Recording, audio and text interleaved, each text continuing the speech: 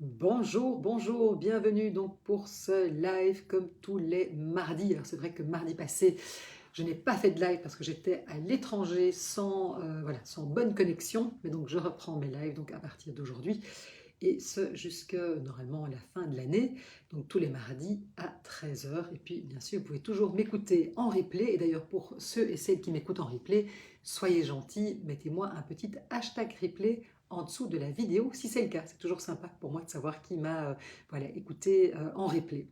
Alors c'est vrai que aujourd'hui, je voulais répondre à une question qui est mais en fait pourquoi l'argent reste-t-il un tabou dans le couple? Parce que je me rends compte vraiment dans mes consultations, que ce soit les femmes que je vais recevoir en individuel ou les couples que je reçois, c'est qu'en fait, on parle très difficilement d'argent avec son partenaire. C'est vraiment quelque chose qui est compliqué.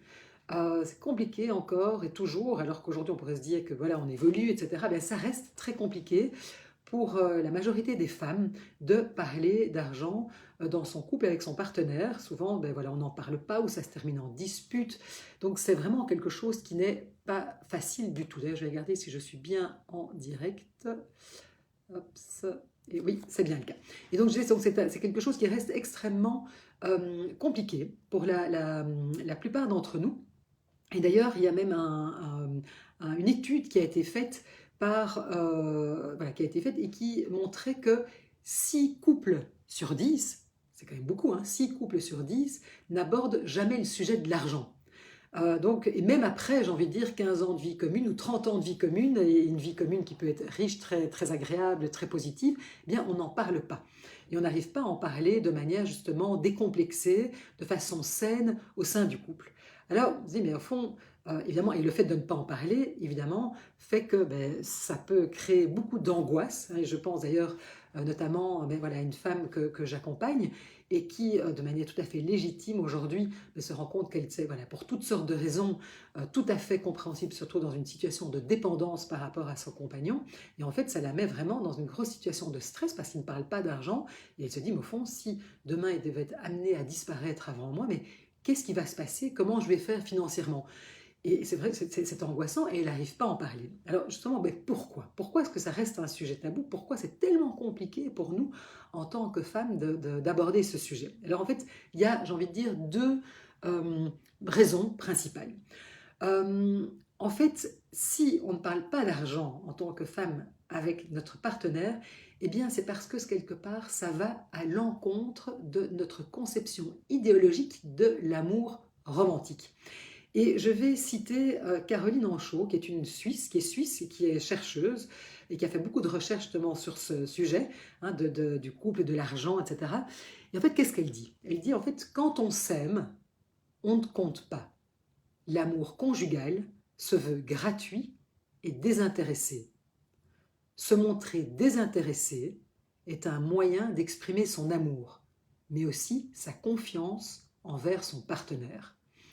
Donc vous voyez que quelque part, nous sommes, j'ai envie de dire, socialement, culturellement déterminés à penser que l'amour, eh bien, c'est synonyme de partage, de générosité, de gratuité.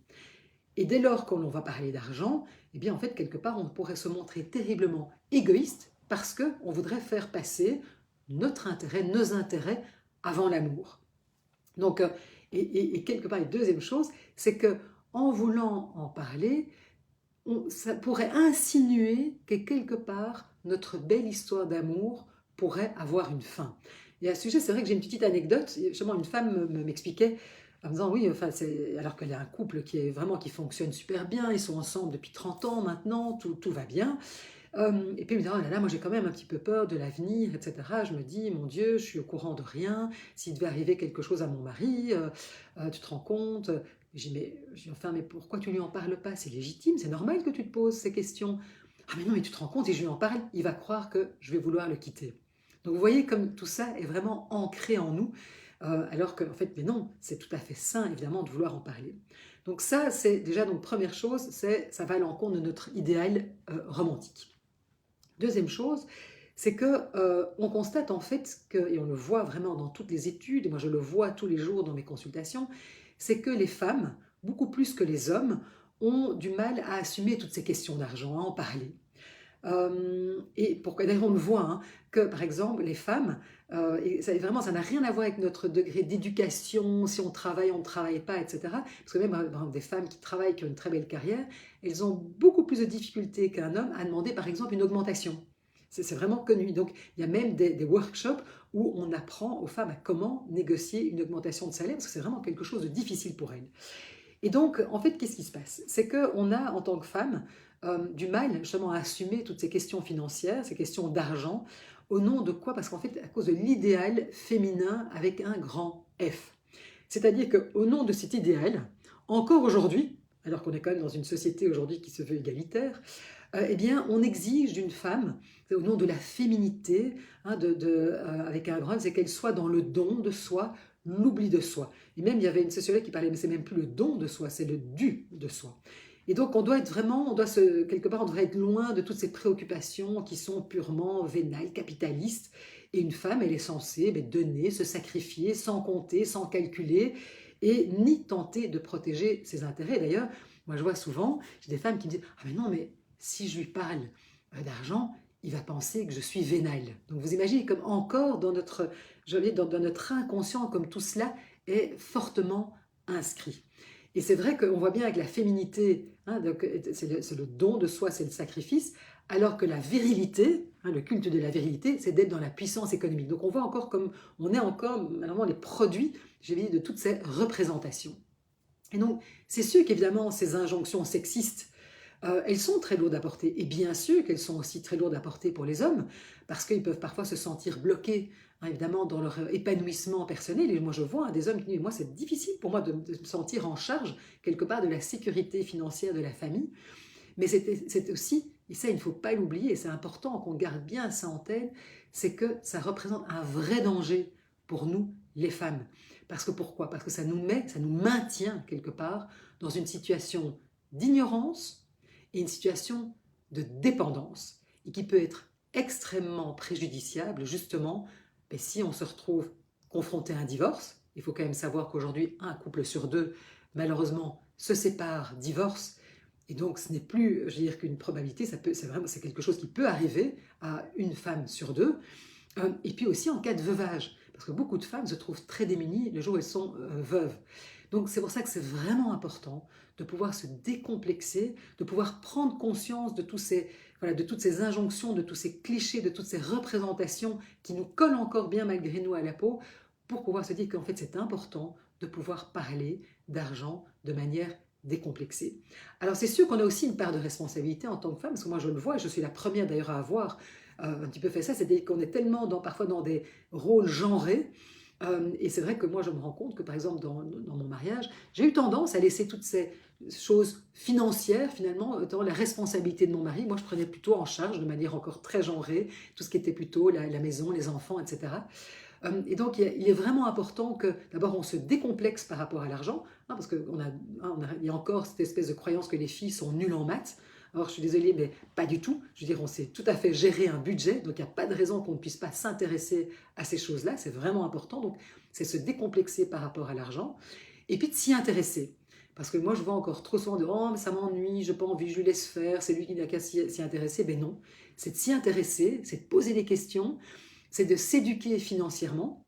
Et ce qui est très chouette, c'est qu'aujourd'hui, il y a de plus en plus justement de jeunes femmes qui parlent d'éducation financière, il y a des podcasts, il y a des livres, etc. Donc vraiment, moi, je vous invite à être curieuse, à vous documenter, à vous former, c'est important. Et puis, et aussi de pouvoir former nos filles, nos petites filles. Vraiment, c'est vraiment important pour que justement, il n'y ait pas de telles inégalités qui s'installent à cause de croyances ou finalement de fausses représentations. Et puis, donc justement, ça nous permet, à partir du moment où on s'y intéresse, de pouvoir en parler, peut-être de manière que c'est tout à fait légitime d'en parler, et on n'est pas une femme intéressée, vénale.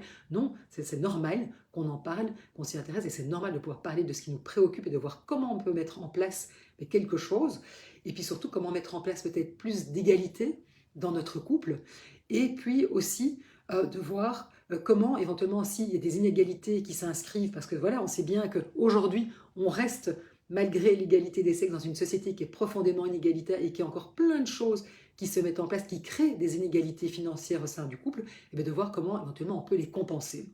Alors si ce sujet justement vous intéresse, sachez que samedi, pardon, à 13h, j'interviendrai au L Active Forum et je parlerai justement du couple, de l'argent, de voir comment ces inégalités financières malheureusement s'inscrivent malgré beaucoup d'amour, beaucoup de bonne volonté et de voir mais justement comment prendre conscience et comment mettre d'autres choses en place. Ça va vraiment être une journée super intéressante, il y aura plein de workshops, de conférences, etc. Il y aura notamment aussi mon amie Aude Beland qui va, juste avant moi, parler d'un sujet très intéressant qui est justement l'argent et nos croyances. Et Dieu sait s'il y a des croyances autour de l'argent et de voir justement comment ces croyances peuvent influencer notre réussite, notamment par exemple professionnelle dans l'entrepreneuriat. Donc, pour celles qui sont intéressées et qui sont sur Bruxelles, venez samedi, il y a encore moyen de s'inscrire, je mettrai d'ailleurs le lien en dessous de cette vidéo.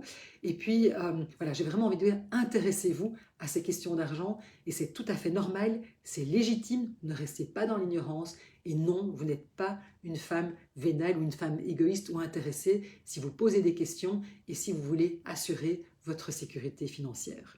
Voilà, c'est ce que j'avais envie de vous partager aujourd'hui.